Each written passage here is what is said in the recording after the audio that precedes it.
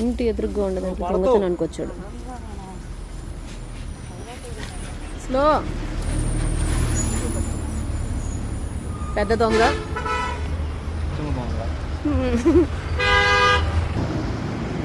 దొంగతనం చేస్తున్నారు ఇద్దరు. ఇదిగోండి, మళ్ళీ పెట్టు.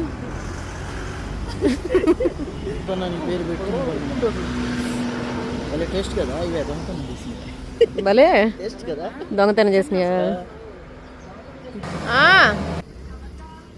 దొంగ పిల్ల.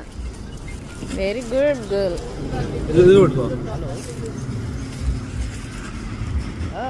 చెప్పండి. ఎంత బాగా వస్తుందో. రేపు నుంచి టీ.